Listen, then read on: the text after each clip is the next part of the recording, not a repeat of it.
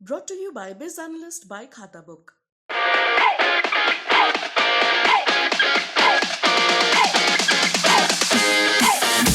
Ukraine और रूस के बीच चल रहे तनाव के दौरान रूस ने यूक्रेन के दो प्रांत लुहानस्क और डोनेट्स्क को स्वतंत्र देश घोषित कर दिया है।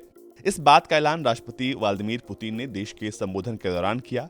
वहीं राष्ट्रपति के इस ऐलान के साथ ही इन दो अलगाववादी प्रांतों में सेना की तैनाती रूस की तरफ से शुरू कर दी गई है। रूस के इस कदम का दुनिया के कई देश आलोचना कर रहे हैं। वहीं रूस यूक्रेन के बीच बने इस तनावपूर्ण स्थिति में भारत ने कहा है कि मामले को बातचीत से सुलझाया जा सकता है।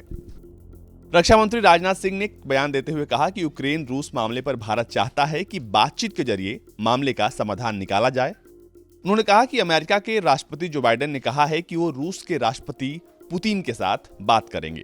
अगर दोनों की बातचीत होती है तो निश्चित तौर पर समाधान निकलेगा। उन्होंने आगे कहा कि सूचना मिली है कि यूएस के राष्ट्रपति ने कहा है कि वो पुतिन से बात करने को तैयार हैं। जो यूक्रेन का मामला है, भारत यही चाहता है कि किसी तरीके से शांति स्थापित हो और बातचीत के द्वारा इसका समाधान निकाला जाए, यह भारत चाहता है। और अभी जो सूचना प्राप्त हुई है उसमें अमेरिका के राष्ट्रपति मिस्टर बाइडेन ने यह कहा है कि हम रूस के प्रेसिडेंट पुतिन से बातचीत करने को तैयार हैं।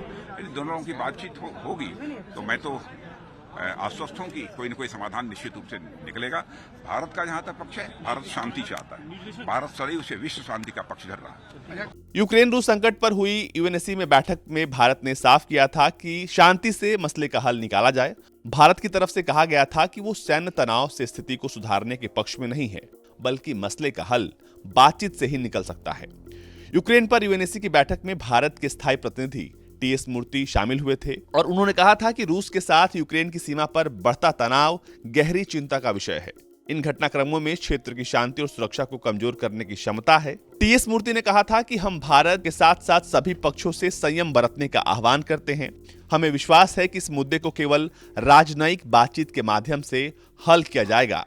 उधर अमेरिका यूक्रेन के मसले को लेकर काफी सख्त हो गया है। अमेरिका, यूरोपीय यूनियन, नाटो, ब्रिटेन समेत कई देशों ने प्रतिबंध लगाने की घोषणा कर दी है।